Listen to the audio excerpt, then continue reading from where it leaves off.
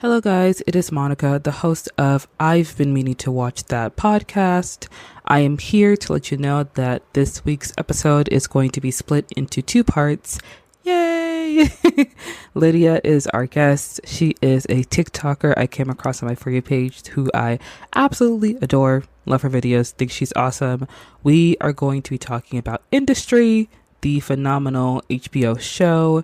So please enjoy part one. Part two will be coming out next week. Don't forget to tell your friends and family about your new favorite podcast. I've been meaning to watch that. And if you would like early access to audio recordings, video, and full access to the full video archive of I've been meaning to watch that, subscribe to the Patreon. Thank you and have a great day. Hi guys, welcome back to the podcast. I've been meaning to watch that. I'm your host Monica. We are back again with a new week and a new pod, new guests we could do every single week. And this week we have a brand new guest with us today. Some of you may have come across her on TikTok if you're a big fan of Interview with the Vampire. Some of you may follow her. She's someone who's very smart, very insightful, and very, very funny. And I really enjoy watching her TikTok, so I had to bring her on the podcast to speak with her. So I'd like you guys to please put your hands together and welcome with me our guest, Lydia. Yay! Hello. Lydia, thank you so much for coming on the pod. I'm so happy to have you. Thank you for having me. I'm really looking forward to doing this. Yeah. Of course. And guys, today we are going to be talking about Industry, the hot new show on HBO, or now known as Max. But before we dive into Industry, before we get into that, we're going to go ahead and start with our first segment, which is Media Mania, where we talk about new releases and entertainment news. And the first piece of entertainment news that I wanted to discuss is, as many people know, HBO is moving forward with making a TV series centered around the world of Harry Potter. And they have already released a full cast list of actors who are going to be playing beloved characters and beloved roles of the TV show. And one of the people who have been cast is John Lithgow. Some of you may recognize him from Conclave. That is the most recent work of his that I have seen him in. And he has joined the HBO's Harry Potter series, but he sat down with an interview with the Times of London, and he talked about some of the backlash he had received from joining the TV show. And a lot of the backlash he has been getting is mainly due to J.K. Rowling's controversial comments about the transgender community. And he said that he didn't expect the criticism, and he was focused more on his age and long-term commitment when accepting the role, and he called it a good winding down role. And he also said that after accepting the role, a friend sent him an open letter asking him to reconsider, which made him realize the controversy's depth. And he still questioned why Rowling's past comments should influence the project, and he expressed curiosity about even meeting her one day. And when he was asked if the backlash made him reconsider, he said it didn't. So that was a very interesting thing to see, because a lot of her past anti-trans statements have led to a lot of opposition publicly from Daniel Radcliffe and Emma Watson. And despite her involvement in the series, HBO stated that her views have not influenced casting or production decisions. And me personally, I feel like if you're going to work with someone who is controversial or someone who has controversial comments, especially those that have been public knowledge and been reported widely on many trade publications for many years, it should not surprise you that people would be upset that you would say yes to this role, or that people that you know personally would be upset by this. And it's hilarious to me that he only considered the fact that people would be hurt by this when someone he knew personally was like, oh, you shouldn't do this. That's when he's like, oh, people who's actually connected to me and actually matter to me care? Huh? That's crazy. And that still didn't cause him to reconsider his decision to be in the show. Yeah, it's someone like J.K. Rowling, who everyone's known for years, like what she thinks, she hasn't made it a secret. She's been so open about it. She's caused controversy for years. And for him to be, oh, I'm shocked that people are upset at me, feels quite naive. Feels quite, yeah, why did you not expect that to happen? I feel like it's very out of touch. I think it's very out of touch. Yeah. And like, I'm not particularly looking forward to the show. I'm like one of the few kids that grew up in England, like early 2000s, who wasn't into Harry Potter. Hmm. But so I'm not like tied to it in that way. But especially for like the super diehard Harry Potter fans who really just don't like what J.K. Rowling's been saying because, yeah, validly, um, to see actors that they like, whether they're like big fans of them or not, to see them like support the show for one, which fair, it's a job, but to support her specifically, like the fact that he said he wants to meet her just feels quite read the room. Hmm. Like it doesn't really seem like someone with everything that's going on. And especially like in the UK, like with the Supreme Court here just made a decision, like last week or the week before, about trans women. It's like not the right time for you to be publicly saying, "Oh yeah, I really want to meet JK Rowling." Like I hope I have the opportunity to meet her. Hmm. Yeah, it just doesn't feel right. Yeah, and I did hear about the ruling in the Supreme Court in the UK, mainly because I watched Tim Nichols and I watch his Twitch live streams, so he kind of covered it briefly, and I know Yeah. that essentially the ruling it doesn't like change laws overall, but it's going to set like some kind Mhm. of precedent in the UK, Yeah. and there's been a huge increase of anti-trans sentiment in the UK and in the US especially. And this happens a lot in history where we move towards like fascism when it comes to like our governments. They always pick one of the lesser represented marginalized communities, even though this community is probably like less than 1% of the population. Somehow they are the reason for Mhm. everyone's problems and they put Mhm. a target on Yeah. their back. So now it is the trans community. And I think that people are, I'm just going to say, like, you're stupid if you think that agreeing to be in a Harry Potter series, if you're stupid if you think getting Harry Potter Legacy, the video game, you're stupid if you think that watching this Harry Potter show does not mean that you're supporting J.K. Rowling because she makes money off of this. This is Yeah. her work. She is tied to it. She is a Yeah. billionaire. She does not need this money. Also, we don't need an HBO TV show because there are 8 movies and the books are still in publication.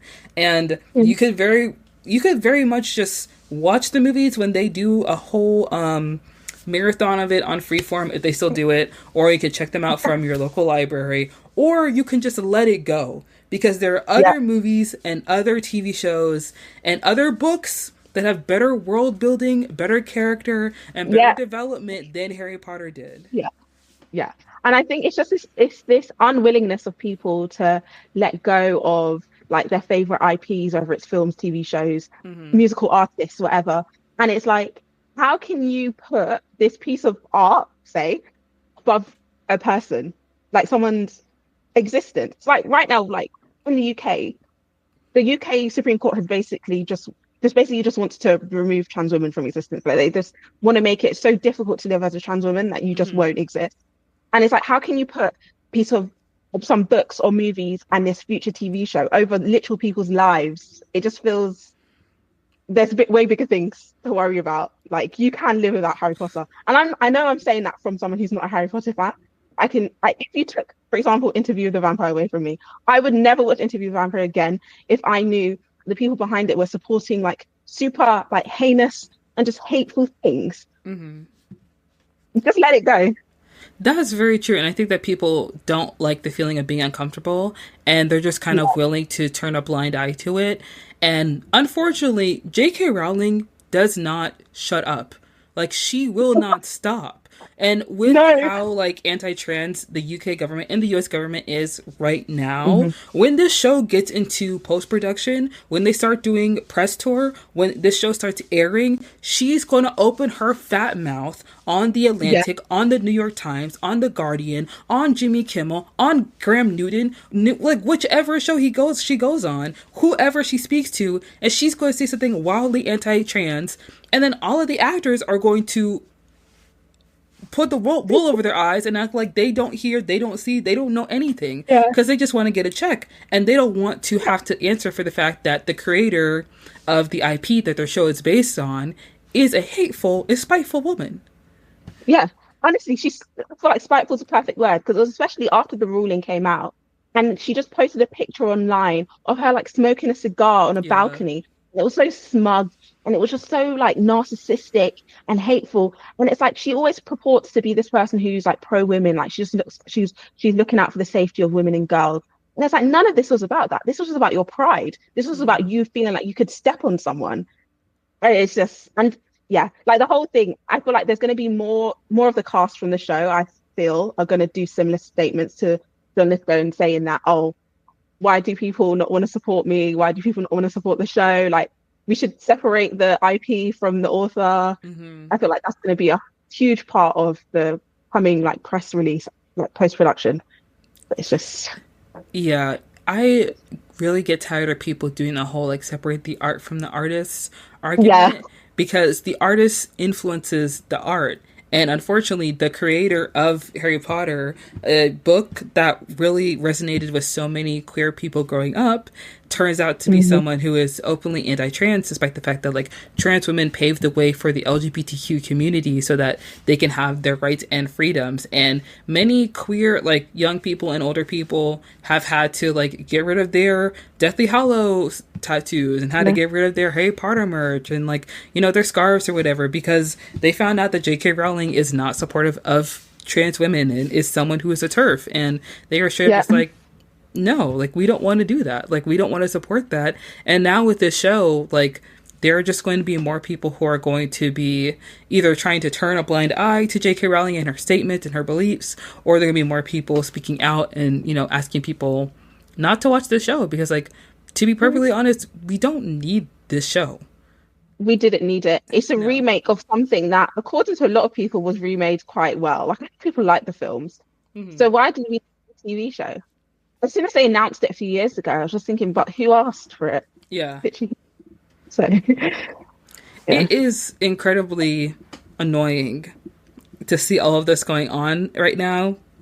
And I personally, like, I was a huge Harry Potter fan when I was younger, but I, gonna be honest, got over it when I got to high school because those Yeah. are kids' books. Yeah. You find new interest, you Yeah. know? You definitely do. I was similar. This is going to be, it's more embarrassing than Harry Potter, but I was like super into Twilight, like the whole Twilight series, when Oh I my was like gosh. a I'm not gonna preteen, lie. early teenager. I didn't like it when I was in middle school, but then I got into it in high school because I started reading the books and I was like, you know what? I Yeah. actually don't hate this story. I actually kind of like Yeah. this. I watched the first film and I was like, but then I started reading the books. I was like, oh. But now, as like an adult, looking back on it, Hmm. I don't watch Twilight anymore. Like it's just not, it's not for me. It's for Yeah. like a 13-year-old me, which is fine. And I feel like people need to understand that with Harry Potter. Like it was for preteen, teenager you. It's not for adult you. Yeah. You can let it go. Like it's not going to affect your life the same way it did when you were a child. So Yeah, and I think that letting go of the interest that we have as children is going to let us move forward in life. And to see people hold on so dearly to like Harry Potter and the nostalgia of it, it's kind yeah, of sad, to be honest. yeah. Like, why can't you move on? But it's the same sort of thing that you have with Disney adults. And like, Hmm. yes, Disney films are made up like a huge part of loads of our childhoods, but you do not have to obsess over it the same way you did as a child, as an adult. Hmm. Like you can move on. You can have new interests as an adult. It doesn't have to be just nostalgia based. Yes, and honestly, more adults should just pick up books and start reading them because there are better Yeah, fantasy books out there for you to read and for you to be interested yeah, in rather than still harping on the book that you read, the first big, huge, long book that you read as a child. Like, please read something else. Your library, get a library card, it's free and it's available to you. honestly, Yeah. like as libraries get shut down more and more, like all over the world, to be honest, people need Hmm. to start using their local libraries, broaden your like horizon. Horizons. Yes, exactly, exactly. So I will not be watching the Harry Potter series that's coming out on HBO because HBO honestly has a lot of really good shows, and the Harry Potter series I feel like really pales in comparison to a lot of the original ideas they already have on there. So Yeah, yeah. And I think HBO is known as like, one of the production studios, like companies now who like to make original TV shows. So for them to just make this remake, sort of, I want to call it remake slop because that's what I truly believe it is. it just feels like a waste of all of that HBO funding that could have gone into an original IP, which is so frustrating. Yeah, I 100% agree. And I feel like people should really move on from Harry Potter, J.K. Rowling, all of it. Just for everyone's sake, please. Yeah.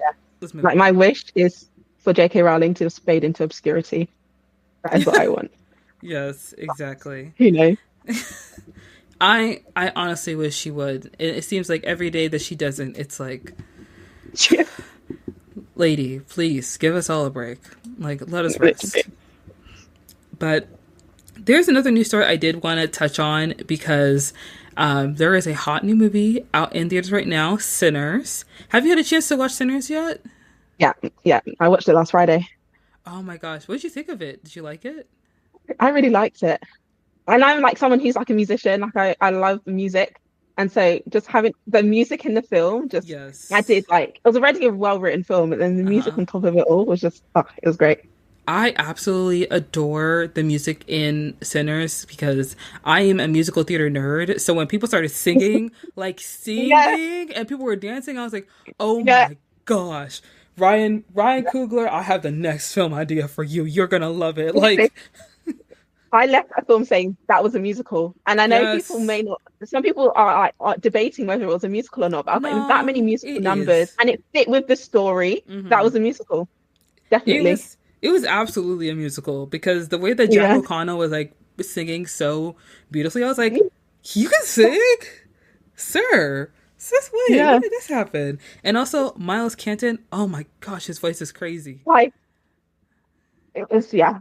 Like his, I think he was, I know it's his first film, but he was perfectly cast in the fact that they say like the whole premise of it is that when someone sings, they can sort of separate the veil between past, present, and future and all of that. Mm-hmm. And when he sings for the first time, you get that in the audience, the fact that you get that feeling. Like I love when singers are able to connect with you like that. Mm-hmm. Like it's just I'm sort of speechless. Like every time I just think of his voice, I've been listening to that soundtrack so much, but every time I listen to his voice, it's just he's amazing. It's amazing. It is stellar. And I saw this article from Variety saying that Ryan Coogler's Sinners is the first Oscar movie of 2025. And I 100% agree. I feel like Yeah. there has been strange conversations around the success of Sinners, as we see with many successful Black films, because for some Mhm. reason, people who write for trade publications, especially in entertainment news, they cannot let Black people have anything. Anything. Like the fact that Sinners opened $60 million opening weekend and they're like, oh, well, it's underperforming. It's like, no, girl, that's $60 million in an Yeah. opening weekend. On an opening weekend for a horror film, which are already films that do not do well at like these big blockbusters. And I thought, why are they trying to compare Sinners to a blockbuster film when it's an original IP horror film with Mm-hmm. a predominantly almost 90% black cast? Mm-hmm. So it's like, why would you? It's like they were setting Sinners up to fail in all of these articles, all of these headlines from these publications. They were setting them up to fail. And I'm just so happy that as each weekend passes and they're still getting in the box office money, it's like just proving everyone wrong. I sort of love that. It's vindication for Ryan Coogler. Yeah, it is because they were not that harsh to Joker 2, which was a No. complete and utter flop. And for some reason, people were talking about how other directors were like hand holding Todd Phillips and how, oh, Todd Phillips will overcome, Yeah. what's happening in the box office to his movie, which was trash, by the way. And then when Marvel's 2 came out, people were trying to put it on Nia DaCosta as if she was a Yes. negligent director. And it's so infuriating to see this Yeah. because you want people to come watch movies and enjoy films, but whenever, there is anybody who is not a white man putting out a Hmm. film and it does not please you, it does not satisfy Yeah. you, you just want to Yeah. undercut it, and you think that, girl, you must think Variety is that girl to be able to undercut box office performance that much. Like, please take a seat. I see. No, like when Variety released that first headline about it underperforming, I just wanted to know what were they trying to achieve with that article? Like, Mm-hmm. were they trying to make people not want to watch it? Like, or just trying to say, or were they trying to like warn future, I don't know, black or horror filmmakers, oh, you should stay away from this. This is not a profitable like IP, like film industry for you to be in. It's just it felt vindictive, it Mm-hmm. felt malicious, it just felt oh It really yeah. feels like they're playing back to the line that people purported. I feel like back in 2016 when Oscars So White happened, where they said like diversity isn't marketable, like black led films don't make money, like we can't Yeah. cast more than one brown person in a movie because then people won't watch it. And then falling Yeah. in line with that same thinking, even though the year is 2025 and black people have been leading the box office for many years, the year opened with one of them days that honestly made so much money that Sony, even though it didn't do a good job with the marketing campaign, it still made a good amount of money with the project with the budget that it had. So Yeah. time and time again, these publications keep talking out of the side of their neck because I feel like they know everything about, box office performance and, cinema. And you don't know anything. You're just talking Anything. from your own perspective and your own limited beliefs. And let me tell you something, you need to put the pen down, step away from the keyboard, okay? And let us do our thing. Thank you. Yeah. Shoo shoo. You know. So Sinners is purported to be the newest Oscar movie of 2025, basically meaning like this movie is a movie people are going to hitch their wagon to and say Yeah. that this is a Best Picture winner, this is a Best Director nomination, Best Yeah. Actor, Best Supporting Actress, Best Everything, Best Music. They said Sinners is Yeah. about to take every single nomination. This is Black Yeah. people's Oppenheimer. Like the way we rode for Black Panther, we're going to ride till the Yeah. wheels fall off on this one. And I just love the fact that like every aspect of this movie was so well done, like from the directing to the screenplay to the music to the cinematography to the acting to the set design to the costume design. Like literally every single aspect was done with care, with just so much. But and I love that. And I have to say, from the moment this movie was announced on deadline to the time that this film has released, I don't think there's been a drop in production. I don't feel like there's been any kind of mishaps or missteps. And it's very clear that Ryan Coogler made this film because for some reason, I don't know who it was in Marvel Studios, decided that Ryan Coogler was not the person to be at the helm of the Blade film. And they went from director to director, writer to writer, delaying it, shelving the movie, taking it off the shelf. And now with all the Yeah. time they spent announcing Blade and it still has not come out, Ryan Coogler has successfully put out Black Panther 2 and Hmm. Sinners. Yeah. He did a Creed, didn't he do Creed 3 between all of this as well? Mm-hmm. Mm-hmm. Yes, he did. Crazy. So he stayed working. But yeah. Oh gosh, Blade, just everything that's been happening with Blade. I think I saw an article the other day that said it's not happening anymore. There has been reports that it has been shelved. I've seen other Yeah. reports saying that it's possible they are taking it off the shelf and getting it done because of the response that happened with first Robert Downey Jr. being cast as Agent of Doom and then also the Doomsday announcement. People basically being Hmm. like, so we can remake Endgame, but we can't make Blade. Literally. You can bring back a guy that was killed off, as in Yeah. the actor, but you can't remake Blade. Yeah.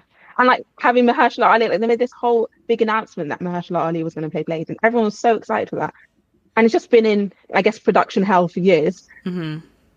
Just And another thing that's very frustrating about Marvel Studios that a lot of people talked about before Infinity War and before Endgame is that whenever actors who are well known and very talented get attached to these projects, like Scarlett Johansson, Elizabeth Olsen, when they get attached to Marvel projects, they have to pass on other projects because they have to be hmm. openly available to Marvel. Like Elizabeth Olsen talked about in an interview that she had to pass on the film The Lobster, directed by Yorgos Yes, Lanthimos, because I heard about that. because she needed to be open for Marvel to use her in their future projects. And now Mahershala Ali, who was hot off of a Oscar win, 2 Oscar wins. 2 Oscar wins, he He's had two it, Oscar wins. It's crazy. he is casted as Blade in Marvel's newest film after they do the whole announcement and they talk about their whole slate of movies and TV shows that they're putting out. It's Hmm. been 7 years, And the only thing he's really been in is Leave the World Behind on Netflix. Yes. Yes. Yes. When I saw the trailer come out, I realized, oh, what's Mahershala been doing? Like he vanished. But after Green Book came out, he won the Oscar for it, and then it just felt like he vanished. And then Yeah. there was that Netflix film. I really forgot the title. But Because when your movie is in production and you've been promised like this huge, offering from Marvel, one of the top studios out there that makes all this money yeah, and launches so many people's careers, you're going to put things on hold in hopes that they make good on their word. And they haven't. no. They haven't at all. And it's honestly like, it is frustrating. It's wild. It's a lot of things to see Marvel completely drop the ball with Blade, and then Ryan Coogler, who is the obvious pick to helm the Blade movie, be able to make Yeah, 3 box office hits while Blade yeah, has still been stuck in development hell. yeah, yeah. And like Marvel love reusing directors, so they've already got such a good working relationship with him. It just felt like a no brainer that they pick him for Blade. But It was to be honest, I think clearly an if obvious choice, but someone else thought no. yeah, yeah. But I also think if Ryan Coogler did Blade, would he have made Sinners? So I'm sort of Yeah. happy that he's out of Marvel's clutches, so he can have sort of more creative freedom to make something like Sinners. Yes. And sorry.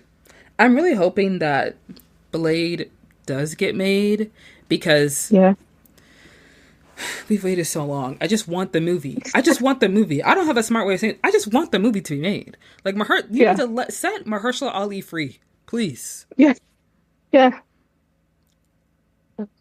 That's all I And can ask. it's just gonna be like a kick in the teeth if after all of this they recast him because you would have held him in limbo all of these years, Hmm. him not being able to take on other contracts because he's just been preoccupied by Marvel. So I really hope that doesn't happen.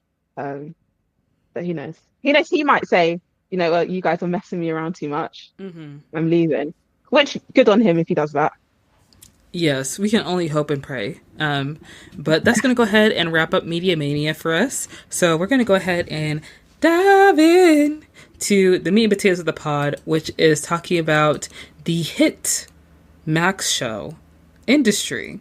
And we're going to be diving into seasons 1, 2, and 3.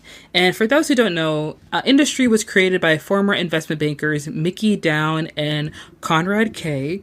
And essentially, the show provides an insider look into the world of high finance. It follows a group of young graduates who are competing for permanent positions at a top-rated bank in London, Pierpoint Co. It is a very prestigious investment bank, and the show follows their lives as they are struggling in a pressure cooker environment on the trading floor. And there are many different elements to the show depicting sex, drugs, and different power games that are at play. And the show depicts a world where work becomes your whole life, it becomes your identity, and personal crises are extricably tied to the workplace. And I do want to say, my first, what was it? My first initial reaction to the show, or how I got into the show, was that someone on TikTok recommended it, and they basically said that it's like Succession. And at the time, I think Succession had just ended. I don't remember if it was season 2 or season 3, but Succession just ended. I was looking for something else to watch. And I started watching Industry because I saw that, there's a black girl as the lead. And first episode is a bit slow, but as someone who likes to enjoy anime, I know that you have to give shows at least 3 episodes to first get into it. And by the end of episode 1, I was like, oh, this is actually a crazy way to end your first episode. So I am locked in. And the show just kept getting crazier from there. So from there, I have just been a day one Industry fan. What about you, Lydia? How'd you get into the show? So, like a lot of things, in the last few years for me. It was actually to do with Interview with the Vampire. I remember after the second season came out last year, people were talking about Emmy contenders, and it was like a conversation between, oh, who will get the most awards, Interview the Vampire or Industry? And I was like, what is this Industry show that people keep on bringing up? And this was when season three was out, season three of Industry. So that's how I heard about it. I have never really been into finance. Like I'm one of the few people I've never watched Succession. Sort of. Maybe I will watch it one day. Like Industry sort of piques my interest into shows about finance. Mm-hmm. Actually, I lie. I watched the first episode of Succession and I never carried on. Mm-hmm. But yeah, that's how I got into Industry. And so the first time I watched it, I got about halfway through season two, and I sort of lost my motivation. I just felt like it was a bit slow. But then I rewatched it again and watched it all the way through. And I realized I just needed to persevere because the end of season two, it does pick up quite a bit. So that really grabbed my attention again. Yeah. I'm not usually into finance shows, like shows about bankers or like this corporate life. It's not really been a thing that I've been into, but I have really enjoyed watching it. I'm surprised you said that season two was slow because I feel like season two is like it's such a good season because a lot of times with shows they do have something of like a sophomore slump where things kind of slow down, but I don't think season two slowed down at all for me. I think it was me. Like this is like when we talk about season two, we can talk about it more. But it was more Harper's and Jesse Bloom's working relationship was getting on my nerves, and every interaction they had, every time I'd watch it, I just was like, oh, so that sort of dipped my interest. But then it got exciting again. So. Okay, no, that makes sense. That makes perfect sense. Yeah. So let's get into the first season of Industry. We're just going to do a brief overview. We don't have to go episode by episode, but basically the first season starts with young graduates. They are competing for a limited number of permanent positions at Pierpoint, and they are told that on reduction in force day, aka RIF day, that's 6 months after they start, they're going to be offered full-time jobs or they're going to be let go. And for those who don't know what RIF day is, it's essentially a set date when a company cuts off staff, and usually it's based off of performance or business needs. And they do that a lot when they're bringing in like a lot of new staff on board, especially like younger employees, because they want to see who's going to make it, like who's going to make the final cut and who's really going to help them, because they don't want to bring on too many people like all at once. So the show basically starts with us exploring and getting to know the characters a little bit. There's Harper Stern. She's a very smart young woman, but she lied about graduating from college, and she sent a forged transcript to HR. So she's on the cross products sales desk, which is the CPS desk, and that is a sales desk that sells a variety of financial products like stocks, bonds, and it comes across multiple types, so it's known as a cross product. And basically it's about offering clients whatever financial solution fits from different markets, like whatever they're looking for their business, that's what she'll sell them. And she's taken under the wing of Eric Tao, the fiery managing director, and she works under Daria Greenock, who is her line manager. So first impressions of Harper, I do have to say, like when she's doing her interview and the guy is kind of like talking about like her transcript, how they need the transcript, and her face kind of falls. I'm like, oh girl, not at a bed, not here. Are you kidding? Honestly, I was thinking, like, when that whole thing came out about her not having graduated, I'm like, of all the jobs to apply for, why would you apply for like an investment banking job at one of the most competitive places in the world and not even have completed your degree? This doesn't feel like the right place to lie. Yeah. It feels like you should lie at that other jobs aren't as important, but as high stakes and as competitive as a role like this is, for you to lie about completing a degree, a whole bachelor's degree, feels it's a big lie. It's a very big lie to start out on when you've got no one behind you to support you yet. Oh.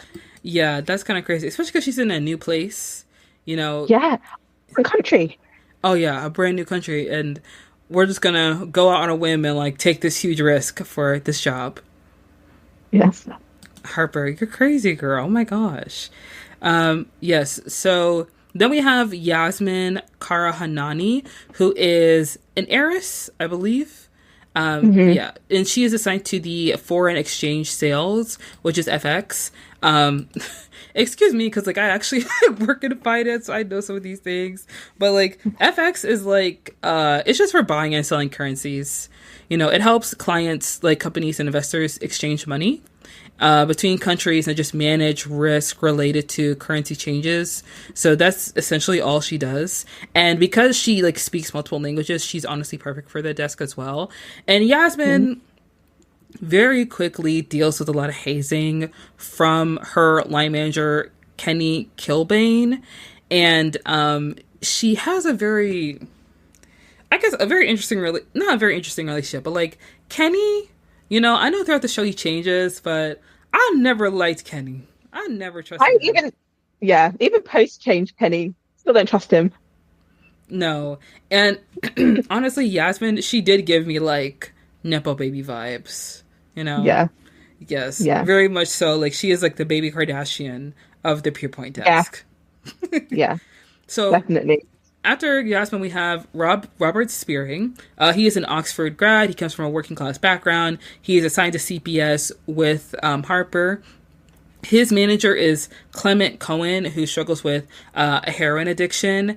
And Robert is a very interesting character because he definitely like falls into the I guess like the typical white guy thing of like finance. Like he's trying to prove himself, he's trying to prove that he's cool, he's trying to prove he's with the guys and everything. And he starts doing a little too much, a little too fast.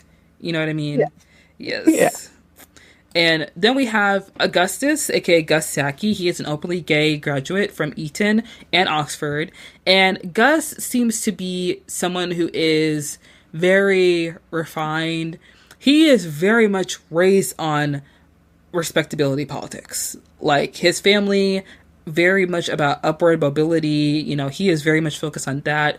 But the first episode ends off with a bang because one of their other graduates, Hari Dar, he is a state school graduate from a immigrant family, and he is assigned to the investment banking division, and he works obsessively and excessively overnight, and he is taking a lot of stimulants, and due to the fact that he was overworked and on a lot of stimulants, he suffers a fatal heart attack in the restrooms at Pierpoint and he dies.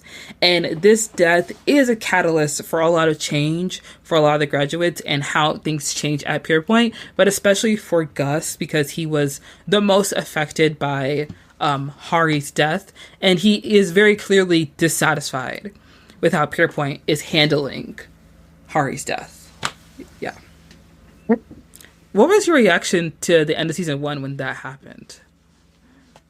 Um, I think it, it was a good way to set up the show. I would actually like to see more of Hari's character, but I Mm-hmm. understand it was a good way to set up the rest of the season, like for the end of episode one to be he dies, and it makes like the viewer understand, oh, this is like a cutthroat world, and like how quickly Pierpoint just sort of like brushed over it and tried to see these like sweet words of, oh, we're going to change, we're going to do better, we're going to care about more, we're going to care more about our employees, like mental health and all of that sort of stuff, and they didn't change at all.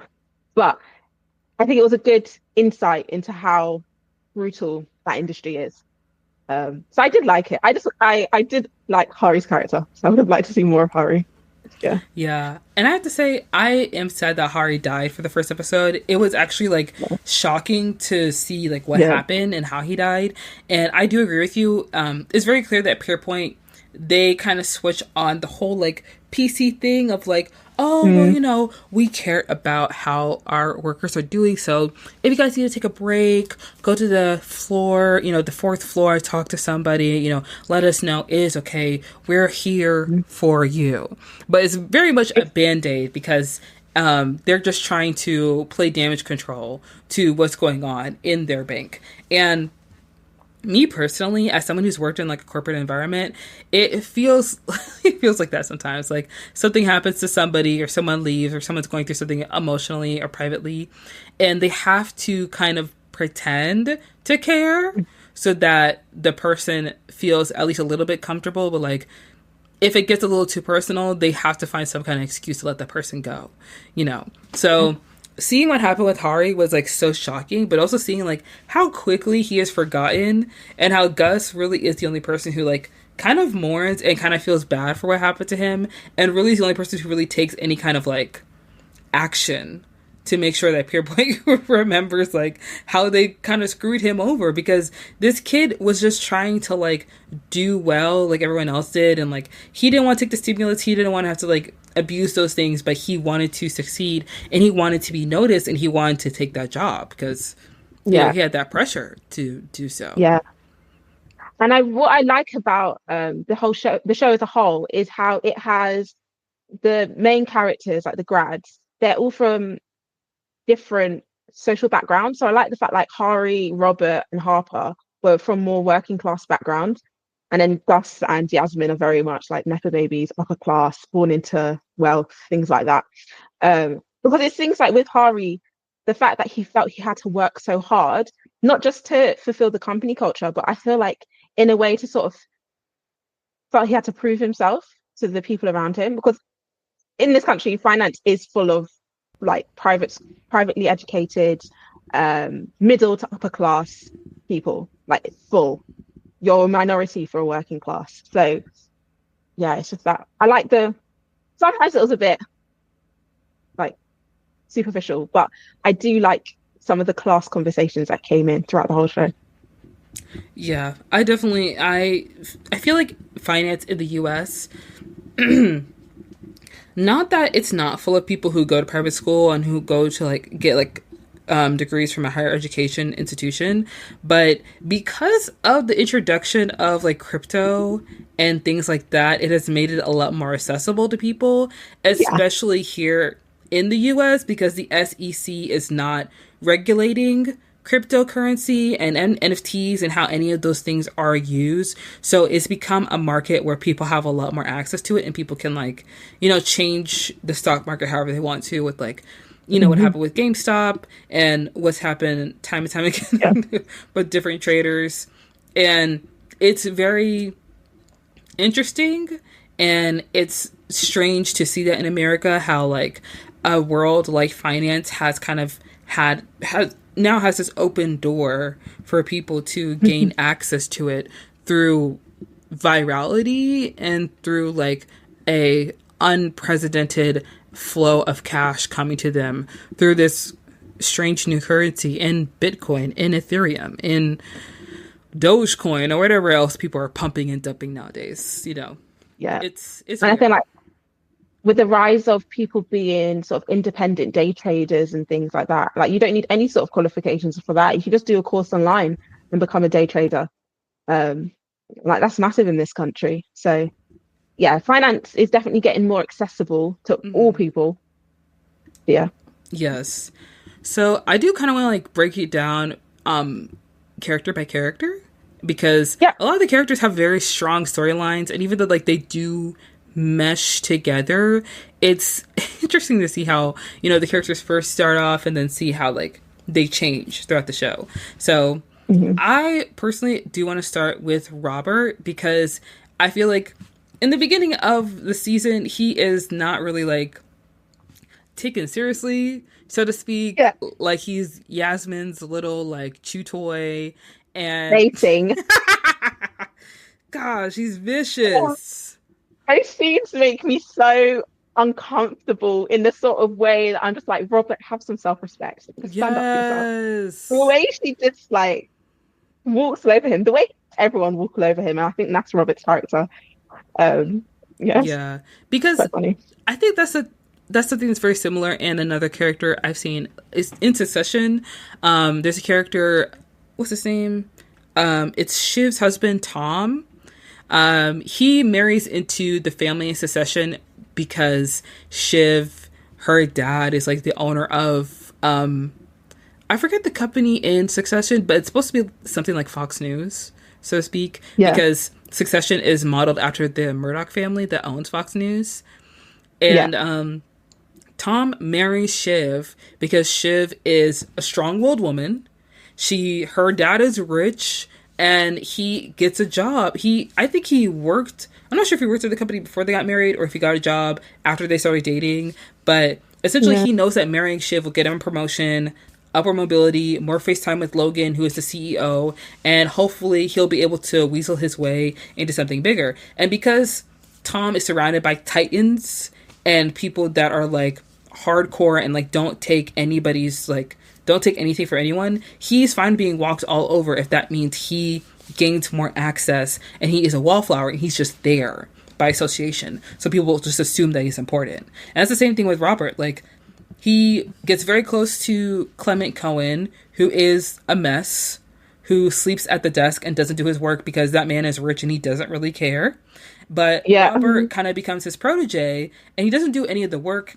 He doesn't even know what he's doing on the desk. I don't feel like he picks up the phone to make a call at all. He just becomes Clement's kind of like pseudo son in a way. Yeah. That way he can get a job there. He's like Clement's lackey. Like, he just follows him around, does his little, it's even do his admin stuff. Because like, I was thinking about the episode where Clement brings him and Gus out on a call and like, Robert had done no pre-reading or anything. So it's like, what are you there for? You're just there to like, just boost his ego, just for him to be someone to speak to. Because Clement was lonely. He was just a lonely old man. So yeah, so Robert just, he goes with the flow, but I think he goes with the flow a bit too much because he doesn't do any work. Yeah. Well, back then, he just didn't do any work. And Robert, he keeps riding the dragon. And everyone does it on the show, but he is like, he's doing it every night. Yeah. Yeah. It's I think when... Go ahead. In season 2, when he gets sober, I feel like that was a good time for his character. But yeah, season 1, he's crazy about it every night.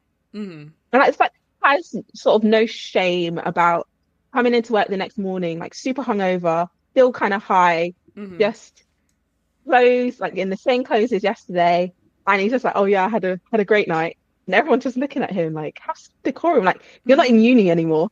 You're not a student anymore. You've actually got responsibilities. You're actually you're dealing with millions of pounds at a time. Like, come on. Yeah, you need to act with a little bit more seriousness. But even though Robert comes from a working class background, he went to Oxford. He's obviously trying to emulate the people that he went to school with. And he already knows the kind of attitude that he can kind of walk around and the swagger he can pretend to have. And because Clement likes him enough, he doesn't notice the fact that he didn't know anything at that dinner, but Gus was the only person talking and knowing anything. Because, like, Gus isn't his lackey, Robert is, and he's fine with Robert, not being able to get by because he probably knows like so many other men who are like Robert who are now millionaires, multi-millionaires, and so he's willing to take him under his wing and like give the guy a break, so to speak. Yes. Definitely. So I do want to talk about Gus, but like I do want to touch on Harper and Yasmin. Two of the most interesting characters on the show, truly. And I do want to say, first and foremost, I think that Yasmin and Harper... Okay, one thing I've always seen on the internet is that some people say they couldn't watch Industry because they can't root for any of the characters, so they feel like both the characters are bad. And I just want to say this. We need to stop acting like we're 5 years old. Okay? Honestly. You need to get over it.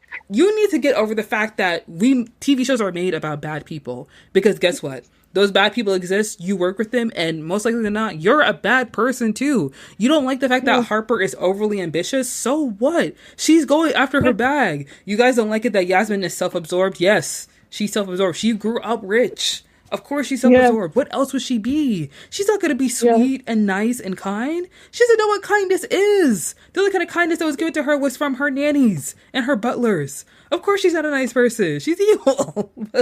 I feel like... I love about the show how it's just like different bad people pointing at each other saying, oh, you're worse. And it's just, that's the conflict in the show, which is fun. Which is like, it's drama. It's just good to watch because... One character especially between Harper and Yasmin, they'll be pointing out each other's flaws, and it's like, but neither of you are good people. But that's what makes it so interesting. Yes. Yeah. And I feel like season one, I really did feel for Harper because she's truly trying her best to, make a name for herself. And like, she wants to stand out. She wants to be seen as like the top dog. And she really found her match in Eric Tao because Yes. Eric likes to act like in later seasons, he likes to act like Harper is so crazy and she's so wild and she's so out of her gourd. Like, sir, you had one client that you almost lost because you talked badly about his wife at a dinner, and then you got upset that he was upset that you were rude to his wife. And they were like, oh, come on, it's just bros. It's just locker room talk. It's like, no, sir. It's called having some respect. Okay? Yeah. Don't drink so much. Like, that's literally it. And it just feels so weird because Eric trained and like mentored Harper to be even more cutthroat than she was when she first entered the job.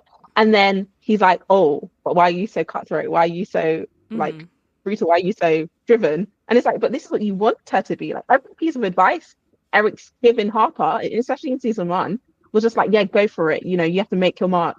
You have to take the client. Like the client does what you want, like all of that. And then when she does that, he's like, oh, you took it a bit too far. What do you want? It's because of it.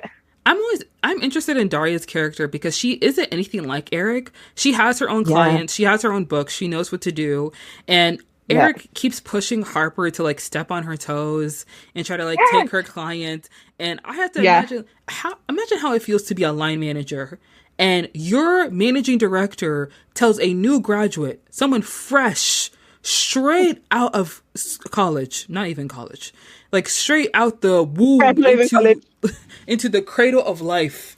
And your managing director is telling them to poach your clients that you built relationships with, clients that you know very well. And then guess what this person does? Loses millions and millions of dollars. Does something completely ridiculous. And you're just sitting there like, how can you allow this to happen? How can you do this to me? I've been here longer than she has. She just got here. And I feel like my thing with Daria is I do like her character. And I like what happens to her at the end of season one. It actually kind of breaks my heart. Like when you see her getting in the car at the end, I was like, oh, like when Harper did that, so I was like, yeah, that's quite harsh. But the whole thing with letting Eric influence Harper so much, I was like, she's been more assertive and like staked her claim a bit more on Harper. She did in some respects, like when she got her to meet with Nicole and stuff. But I feel like she should have really like staked her claim on Harper and say, no, she's mine. Like she works under me. I know Eric's like the managing director of the desk. She works under me. She's my responsibility. And I feel like if she just did that a bit more, but there could have been a happy medium of where Harper was pushed to like exceed, but then was tempered a bit by Daria's level-headedness. But that wouldn't make for drama.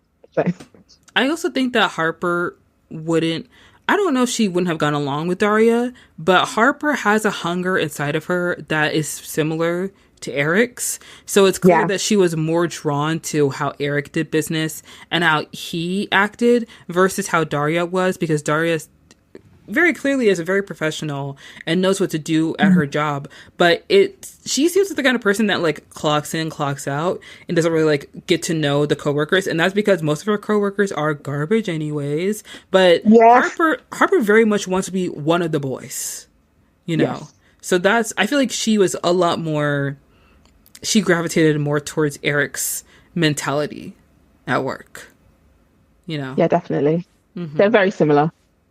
Very similar. Yeah. And then we have Yasmin and Kenny. And I don't like Kenny. Like, how dare you bring a graduate to a strip club and then pay for a stripper to dance on her? What's wrong with you? Are you sick? He's so, there's everything about him. Like from the way he treated her in the office to, when he brought her out to that strip club, like every one of their interactions in season one, it's just so uncomfortable. Like, he's a bully, and he's like chauvinistic, and he's insecure in himself. He must be to be doing all of that. It's also wild to me because I remember It was the dinner that the Pierpoint was having with like all their workers, and Kenny was like picking on Yasmin, yelling at her, and then Yeah.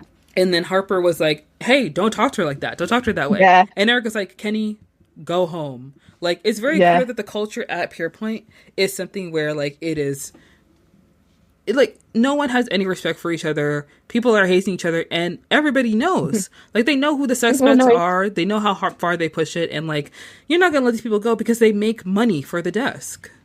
Yeah. And what I always think about that scene is that if Harper hadn't stood up for Yasmin, would Eric have been involved? Because he was looking over, but he was looking over from the beginning, from when Kenny was initially going at Yasmin. And it Mm-hmm. wasn't until Harper stood up that, and I think he was like, Eric was like, oh no, now my girl's involved. Mm-hmm. Now I have to get involved. If he Yeah. would have just let Kenny just verbally assault Yasmin like that.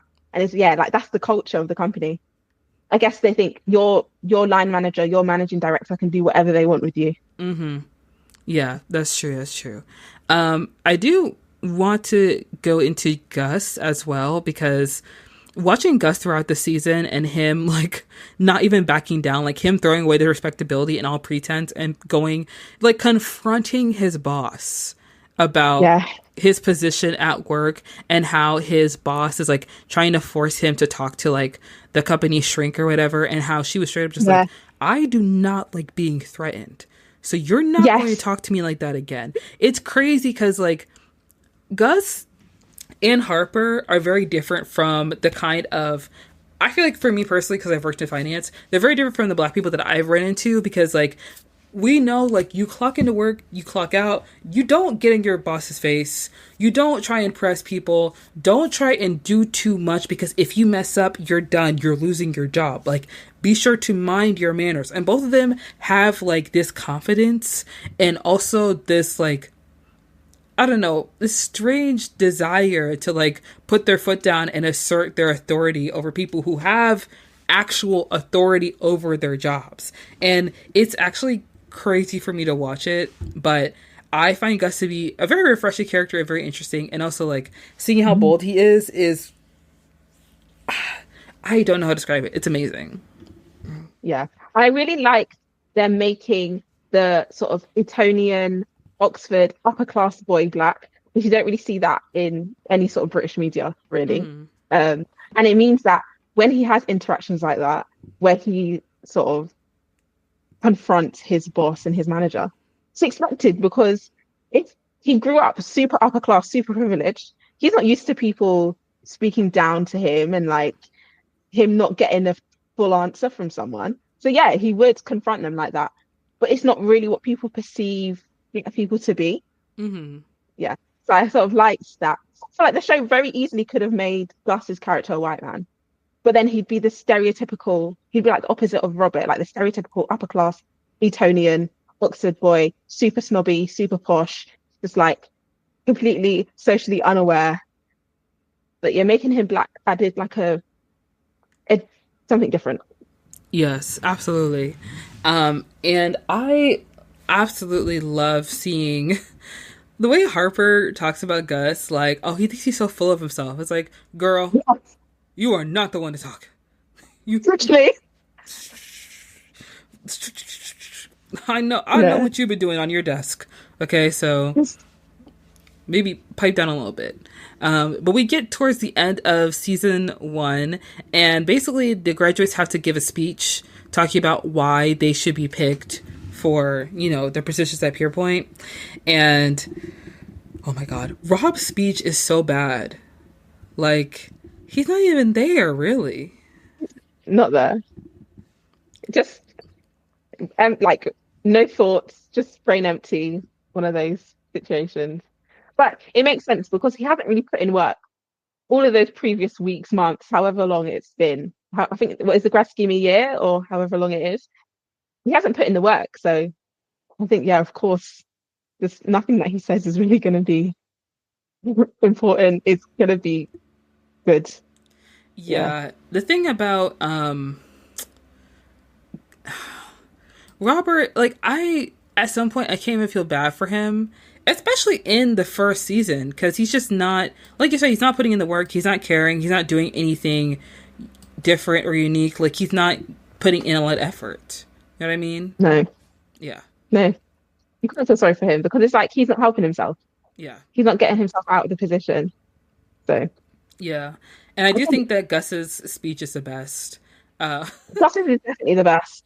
It's surprising that they made Harper's so bad. Like it makes sense because she's always been presented as like this really like she's so high achieving that mhm. she's super anxious. So it makes sense that she would have like pretty much had a panic attack during her speech. But I thought she would have done better. Yeah. I feel like it's been it because during the rewatch, it may have been a while since I've watched the end of season one. Um Yeah. so Gus's speech, I remember it so vividly because I don't know if you do this, but sometimes when people say things in movies or TV shows, I like turn into like a vocal stem. So Gus's speech has turned into a little vocal stems for me. It's like, allow me this indulgence. Buy the dip, short the fix, fuck Bitcoin. I was like, Yeah. this guy is crazy, but I understand why because he has been pushed and pulled around by Pierpoint, and he's like, "I'm done. I don't want this job. It's not that good. Like you people do not treat me with the respect I deserve. Like I'm not going to let myself be like treated less than just so I can have this job that looks good on a resume because this is not worth my time." Yeah. And I respect that. Honestly. Basically, Yes. because his character so much. And sort of he knows when to just step back and just like not let people step all over him. And I feel like Mm. more characters need that ability to say, you know what, you're not worth it. Yeah, I feel that too. Um, okay, so we're coming to the end, and there was something that we kind of brushed over that we do need to talk about. So Harper, like you mentioned before, she is introduced to one of the clients that works with Purepoint through Daria, and this client is Nicole Craig, and Harper impresses Nicole early on, but Nicole kind of tries to make a move on Harper, and she basically Mm-hmm. rejects her. And there is she she made I think like what happens is that like she tries to reject her, and then she like says like, oh, I'm gonna tell people that you did this to me, and then like Nicole's like, who are you gonna tell? Like who's going to care really? And Yeah. I'm not sure if it's around the same time, but she also files a complaint against Eric, which I totally understand why she would. And Yeah. Eric, scared to lose his job, is like asking her not to push the complaint to withdraw it. And Daria and another one of the managers at the firm basically are telling her, like, we're going to protect you. You're going to be okay. You're going to be safe. If you want to go ahead and go forward with the complaint, just let us know. It was Sarah. She's the president of Pierpoint London. And Yeah. she says that they'll create a new culture. But Harper, seeing how like Daria expects her to like kind of know her place, while Eric was a person who encouraged her to basically like be herself and like be a little bit unhinged. She recants her complaint. So then Harper is hired and Eric is reinstated back into his position and Daria is let go. And so is Sarah, Yeah. which I actually found kind of crazy because like how is a managing director being put back into his position going to lead to the president of the bank being let go? Yeah. I didn't get why Sarah got let go, but yeah. But I think it's because Bill Adler, who is like the head of something at Pure Point, I don't know. He's not the CEO, but he's somebody there. He and Yeah. Eric are friends. So if he is like, oh Yeah. well, Harper's Eric's new toy, and Eric wants her around, so I'll get rid of the two other women that try to Mhm. convince her to slander my best friend's name. Yeah. Yeah. What did you think of the ending? Also, like, what did you think of Yasmin's response to what happened? I thought like seeing Daria be let go and like the eye contact that she makes with Harper in the last episode. I think that really hammers home Harper's ability to just like cut up ties with people. She doesn't really I don't want to say she doesn't have a conscience, but it doesn't seem to phase her that much Mm-hmm. for people to be discarded in her like efforts to succeed. Like she just really didn't care that basically Daria is a stepping stone for her success, knowingly putting herself back in the situation where she can be verbally abused by Eric again. It just felt sort of, I understand why she did it, but I don't like that she did it. But it's that whole thing that we were speaking about before. Like they're not good people. They're quite bad people. So it makes sense that she did it. Um, yeah. And yeah, I think her and Yasmin's relationship is just so I don't to call it codependent, but it feels like I think the fact that they lived together, so they got super close, and then all of this happens. I just I I I think Yasmin depends on Harper too much. Like Mm-hmm. she just depends on people for love. And yeah, I just don't. Yeah, I think with Daria being let go, um, it's a harrowing reminder of how cutthroat the industry is once again, because Daria has put in all this time, made so much money for Pierpoint, and Sarah literally is the president of the company, so she would think her position is safe. But Yeah, what they forget is that it is a business of relationships. It is about who you know, not how much work you put in. And yeah, Daria, someone who talks about how, like, with clients, oh, you need to get to know them, be conversational, like soften them up a bit. Like, that's her approach. And Harper, rather than do Daria's approach, oftentimes goes for the jugular because she wants to get straight to the point and she wants people to like the fact that she is like cutthroat and she doesn't sugarcoat anything. And Daria and Sarah offering to take Harper in and get rid of Eric, I feel like it's such a good yeah, solution, but yeah. it's the mindset that Harper has where she wants to make money. She wants to be like part of the brass, like she wants to be in the inner circle, and she can already kind of see like how people like Eric, how people like Rishi really view Daria and really view Sarah. And she wants to be akin to them. Like she Hmm. wants to be like them. She wants to be brutal. She wants, people to feel pain whenever she speaks to them. She wants people to look at her and like be scared. She wants to be Yeah, revered in a way. She doesn't want to be understood. She doesn't want respect.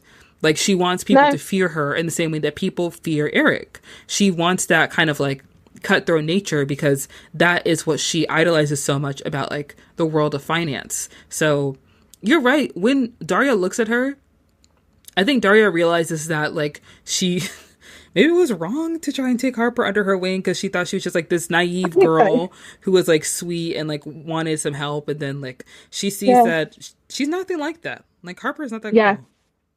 I feel like that final look is just like Daria understanding that Harper's Eric. Harper is just the new generation of Erics and people like Eric and that ilk of like finances. Um, yeah, just her coming to terms with that and like understanding that there was nothing she could have done because I feel like Harper would have always done this, whether it Hmm. was to Daria or to someone else. He would have always done this because this is what the industry requires. Yeah, that's very true. And she knows that getting good with Eric means she's getting good with Bill Adler. And that's the kind of Yeah. access that not many grads have. And she wants to use that to her advantage. Like, she was able to convince that guy who is basically like one of the moderators for what the CPS desk does. She was able to convince him to let her do something that was against company rules and also illegal, and also lost the Yeah. desk a lot of money. She lost over a A hundred lot. million dollars, and she was A able to lot. charm that guy into giving her leeway. Like that's the person that she is. Yeah. Yes. She wants to run the big game. She wants to run the risk, and I do agree with you when we talk about Yasmin and Harper because their relationship obviously tenuous, obviously changes a lot. Um, I do think that Yasmin does rely too much on other people, and Mm. she it's it's because most of her life things have been taken care of for her. So she just relies on the things that are accessible to her rather than trying to Yeah. make it out on her own because she's scared of things that are not guaranteed and she doesn't want to take that risk. And she sees how Harper moves and how our Harper works and she wants to be like Harper and she respects that about her. She respects her drive, but Harper is not a nice person. Yasmin is not a nice person. And I think it's really the respect that they have for each other that keeps them in connection to one another, especially in season one. But after she sees what Harper does to Daria, in my head, I'm like, Yasmin, I know that you are upset and you're angry, but like, don't act like you won't do the same thing, girl. Exactly. Exactly. So Mm-hmm. I think part of Papa and Yasmin are quite similar in a lot of ways in that they use the people around them. Um, it's Yasmin for more um reasons more along the lines of she just wants to be loved because she's probably just felt unloved because of her parents, because of her like childhood and stuff. And Harper to some degree as well. Um, they both just use the people around them to succeed in whatever way. So Harper wants to succeed in terms of making loads of money and being like high up in the bank. And I feel like Yasmin just wants to succeed socially. She just wants to be loved. Mm-hmm. And I feel like that's the crux of the problem because she's seeking from Harper. And I don't think Harper's in the headspace. She doesn't want to be in the headspace where she's giving people love. She's in the headspace of, I want to succeed. Like, I want to make money. I want to be a true capitalist. So they're wanting things from each other that neither of them can give to the other. And it just creates so much drama. Yeah. I do think that like there are aspects of the show that are unrealistic, like the drug taking, obviously like Yeah. some of the mistakes people make that would get them fired like immediately, Hmm. especially because they're graduates. Like why are you keeping them there? Like let them go. You don't have to wait Actually, for Rift Day. You can send the no. packing that day. And Yeah. there's also the jargon in the show because I feel like with Succession, because it's based in television, people can somewhat understand what's going on.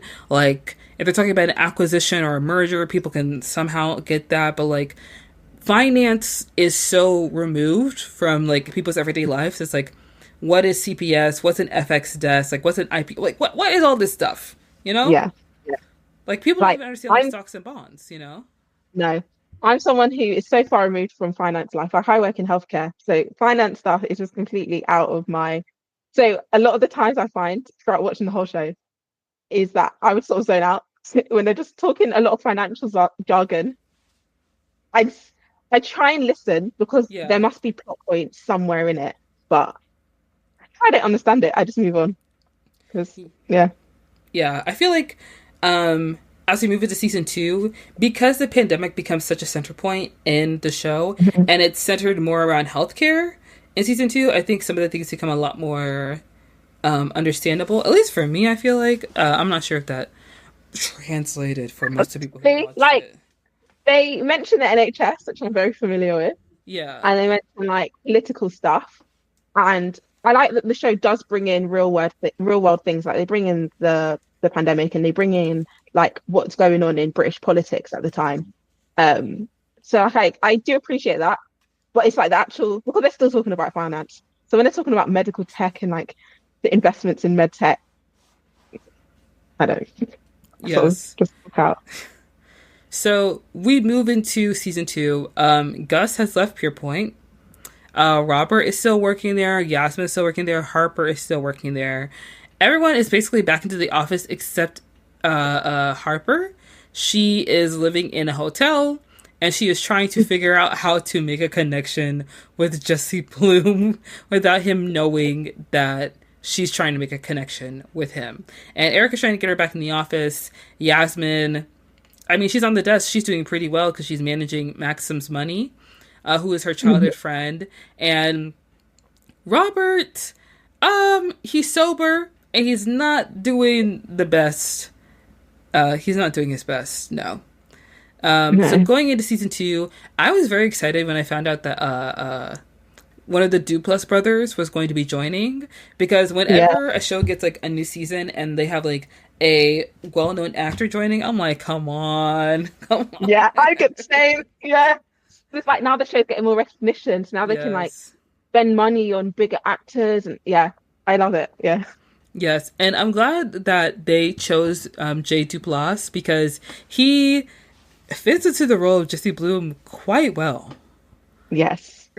He played Jesse Bloom so well. He felt real. Like Jesse Bloom felt like a real billionaire. Yeah. Like, yeah, played it very well.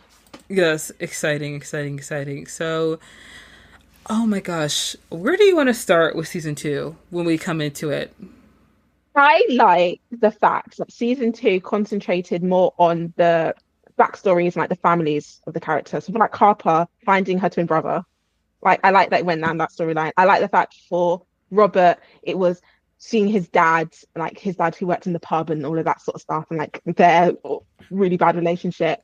With Yasmin, I mean, saw her mum in season one, but like seeing more of her dad in season two now, and like understanding why she is the way that she is. Mm-hmm. You sort of got it from her mum in season one, but then in season two, you really understand like, oh, her parents really did not respect her, like give her the care and affection that a child actually needs to thrive.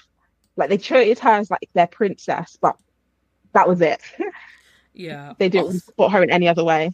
also, So I all the liked that. people in Yasmin's life are terrible. All of them. Yes. She did not have like one good role model growing up. Because even Maxim, he felt like he kind of used her in a way. Like he Mm-hmm. never really saw her for her. He just kind of wanted her sexually, like as an adult. Um, everyone. And then when she started working for Celeste, that was just like the power dynamics in the whole relationship were just Mm-hmm. so yeah. I feel quite bad for Yasmin. I do feel sorry for her because it just doesn't feel like she has anyone in her life who truly cares for her. Yeah. I'm going to be very honest and say that I don't feel bad for Yasmin. I know that she's going through a lot. I know it's tough, like having parents who, like, a mom who constantly like undermines you, and like a dad who is completely gross and disgusting, and like does not treat you with Yeah. the respect you deserve, and then like having a scummy boyfriend who doesn't have a real job, and then like your Yeah. childhood best friend is only hanging around you because he wants to get in your pants. Like knowing that Yeah. the people in your life only want something from you, and usually it has to do with your femininity and your sexuality or your money, so they don't really know Mhm. you personally. Like that has to be difficult and has to be hard, and I get that that can create a kind of person who is really vapid and shallow, and someone who finds it hard to care for like others, blah blah blah, whatever. Like Yasmin is still such an annoying person. She is so And yeah, she's annoying. And I don't like her. yeah. I do I just do feel sorry for her because I feel like she had no choice but to be annoying and she had no Mm, choice but to be like the way she is. Like that was the way her cards were dealt. yeah. So I feel sorry for her in that way. Like, yeah. Yeah. I think when we get like, oh my gosh, when we kind of get into season three, that's really when I start feeling sorry for her. But then by the end Yeah. of season three, I don't feel. I don't feel sorry for her by the end of the show. By the end of the whole show, all the decisions she makes, I was like, you made your bed, now it's time to lie in it. I do not feel sorry for her by the end of Yeah. season three. Yes.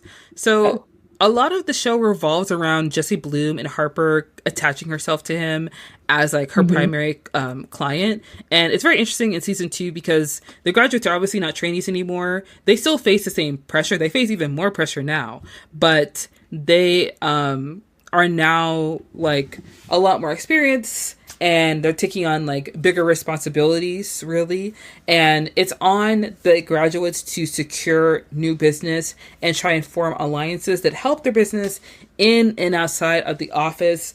And with the introduction of new US management from Pierpoint New York, particularly from Daniel Van Deventer, aka DVD, that adds a lot of tension.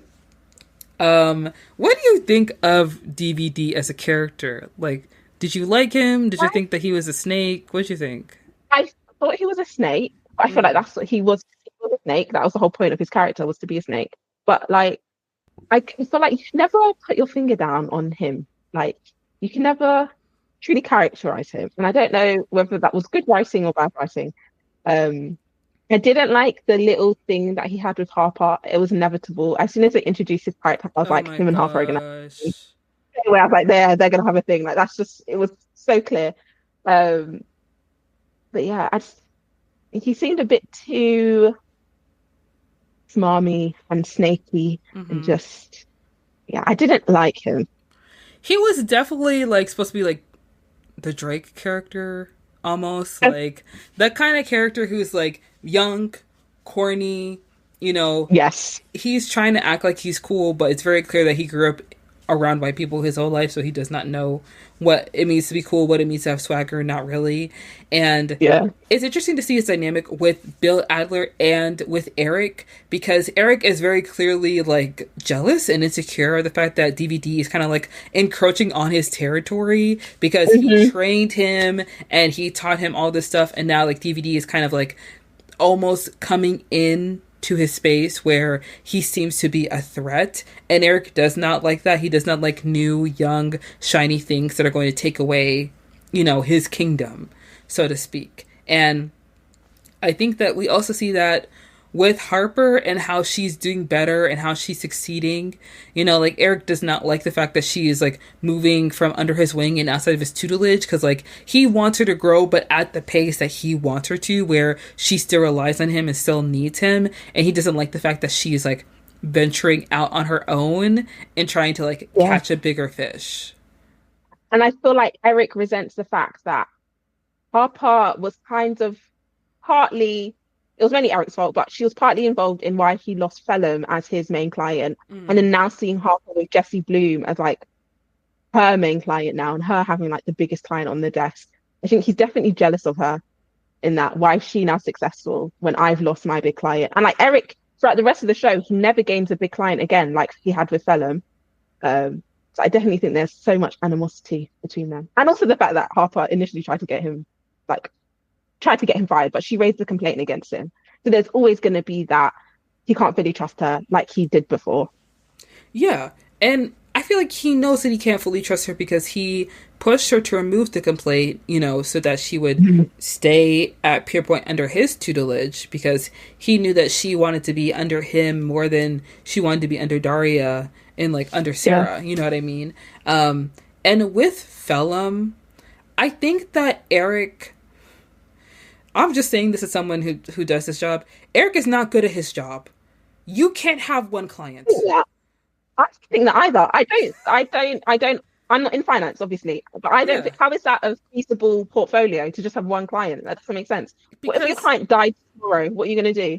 This doesn't feel, And because Phelan is rich and he has so much money, he can just keep buying things through the desk and they can just keep selling through Phelan and they can support the desk. But like how you yeah. really make money is to have more than one client. And I don't disagree with Eric when he got upset with Harper because if you're trying to court someone else, you also need to keep your other clients happy. You also need to keep your other clients in your good graces. And when she skipped out on that breakfast to go to Jesse's talk, I was like, Yeah. girl, go to the breakfast, make FaceTime with the Yeah. client, and then you go back to the hotel. You live in the same place that Jesse lives. You cannot FaceTime with him whenever you want. With Phelan, you need to maintain that relationship because if he feels like you're trying to cut him out or he feels any coldness from you or he feels like you're courting someone, you're going to lose a big client while gaining a bigger client. And it's better to have two clients on the desk rather than just one because Hmm. honestly, rich people are fickle. They're being sold to all the time. And if it Yeah. was so easy for Harper to like get Jesse, not that it was easy, but like if Harper can snag up Jesse, then like what is to make you think, Harper, that he's not going to dump you or he's going to find someone else? Like, girl, have a That was fallback. So that was part of my reason, like when I was saying before, like how I got a bit annoyed with Harper and Jesse's relationship in season two, and that's sort of why I stopped watching it, was because Harper kept on seeing herself as irreplaceable. She kept on Yeah. seeing herself as like the best salesperson for Jesse. And one, Harper, you're only a year into this job. You don't have enough experience to claim that you're the best. She wasn't the best. Like she would make such risky decisions. She'd never make a contingency plan, so they'd fall through. They fall through with Jesse's money. He'd get angry at her, but then she'd go like, "But I'm the best person that you have," and it just kind of annoyed me. So I It was stopped watching literally it. vibes. It was like Yeah, she was literally relying on her confidence to yeah, sell to Jesse that, he could trust her. And when Eric yeah, was, I don't know if it was Eric or DVD, but when she was on the call with Jesse about like buying cable or buying whatever they were buying, and she yeah, like screws over Rishi, Eric is like, yeah. Eric is like, oh, there were so many red flags I heard on that call, like you didn't pick up because you're a first year associate. Like, and in my head, I was like, yeah, like Jesse knows that Harper is new to this. He likes her ambition, but Mhm. like, she's not Daria. Like there are No, things that Harper is not picking up on and Harper is not seeing when it comes to yeah. Jesse. His reckless nature, like he likes that she's reckless too, so he's able to like kind of like fall back on her recklessness if something happens. But like, girl, you need to But think things through. he's constantly outthinking her. And then she Mm-hmm. gets tripped up and she's like, oh, I didn't realize he would do that. But it's like everyone around her can see. He didn't become a billionaire yesterday. He's had years of this money. He's been investing for Yes. years. He knows how the system works, probably more than you do, even though you're in sales. So it just felt very naive of her. And I just got annoyed. Yeah, she is incredibly naive, and I respect the fact that she's being ruthless at her job, but like at a certain point, you really need to be. You have to be careful. You know what I Yeah, mean?